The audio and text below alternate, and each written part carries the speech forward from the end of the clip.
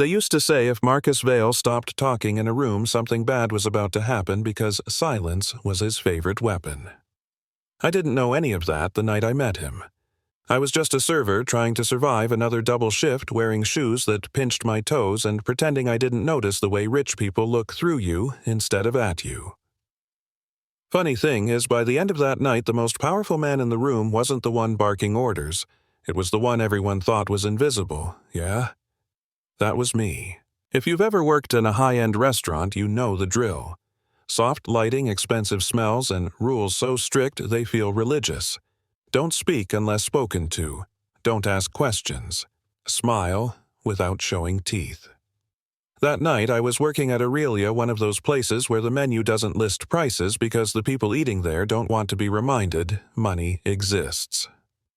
Rent was due in 4 days, my mom's medical bills were stacking up back home in Indiana, and my manager had already warned me I was on thin ice for being too slow the week before. I told myself, just get through the shift, clock out, breathe later. Then Table 7 walked in. Security first. Then a man in a perfectly cut suit talking into an earpiece like the world would collapse without his instructions. That was Lucas Vale, CEO, golden boy face on magazine covers. And behind him, being pushed in a wheelchair by a nurse who looked exhausted just standing near him, was his father, Marcus Vale. Steel shipping construction, half the skyline had his fingerprints on it. The room went quiet in a way that wasn't polite. It was fearful. You know what I mean? Like everyone suddenly remembered their posture. My manager leaned in and whispered, "You're on water and bread. Don't mess this up. Not a word unless he speaks to you. No pressure." I approached the table with the water pitcher hand steady, even though my heart was trying to break out of my chest. Lucas was already arguing about some deal, some merger, some future that clearly didn't include listening to the man sitting right in front of him. Marcus just stared at his empty plate, eyes unfocused, like he was somewhere else entirely. I poured the water. Perfect angle. No splash. I was already halfway through my mental victory lap when Marcus spoke, voice low and rough. Too cold. The word hit the table like a dropped glass. Lucas sighed, rubbed his temples. "It's water, Dad. It hurts my teeth," Marcus said. My manager swooped in, apologized, physically, moved me out of the way like a chair that needed adjusting. And that was it. Invisible again. Or, at least I thought I was. Course after course came out. Untouched. Plates returned full. The chef lost his mind in the kitchen. Lucas ate angrily, cutting his food like it owed him money. Marcus poked at the tablecloth, muttering that everything tasted like metal, like plastic. When the bread arrived warm and soft, he touched it, then pulled his hand back. "Too hard," he whispered. "Everything is too hard." Something about that sentence stuck to me.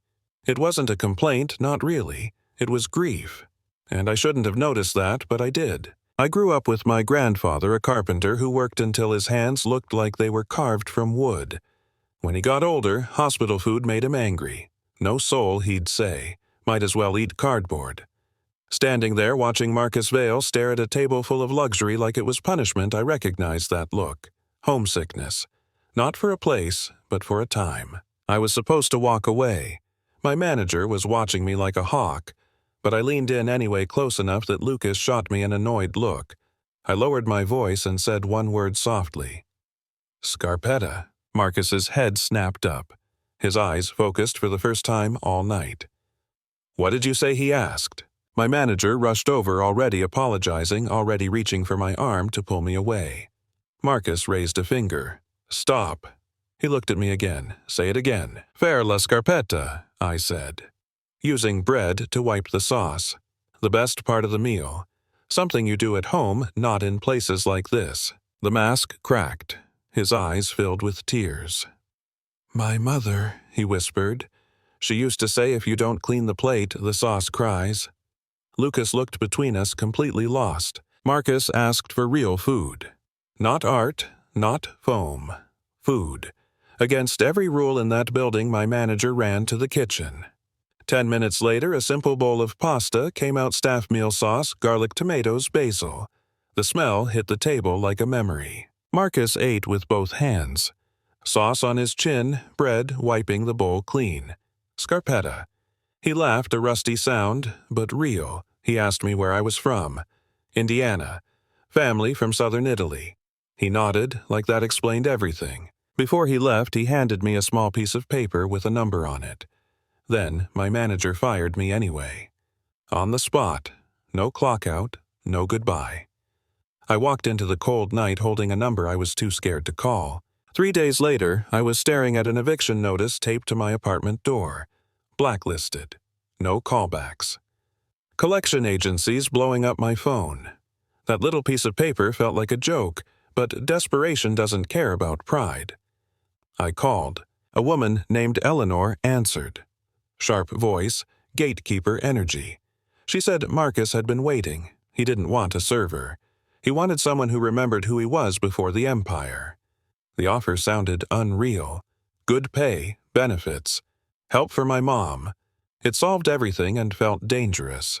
Then Lucas showed up, folder in hand, my entire life laid out on a table. Debt, poverty, my mom's condition. He offered me money to disappear. Clean simple, take it and go. I tore the check in half. You can't buy memory, I said, and you can't buy me. That's when everything changed. Living in that house was war. Cold rooms, silent staff, constant pressure. But I cooked. Real food. Beans, soup, burnt potatoes. The smell pulled Marcus back to life. He talked. He remembered. He told me about a carpenter named Paolo who once saved him. When Lucas grabbed my wrist during an argument accusing me of manipulation, Marcus stood up. Actually, stood. Cane, shaking eyes on fire. He told the story himself. Paolo was my grandfather. 50 years ago, Marcus had nothing. Paolo gave him everything he'd saved so Marcus could buy a scrapyard. A handshake deal. Pay me back when you're a king. Marcus searched for him for decades. Never found him. Built an empire on borrowed hope. At the board meeting, Marcus transferred control into a trust. Lucas stayed CEO with no power. Forced to learn the business from the ground up. My mom got her surgery. The debt was paid with interest. All because of bread and sauce. So here's my question for you.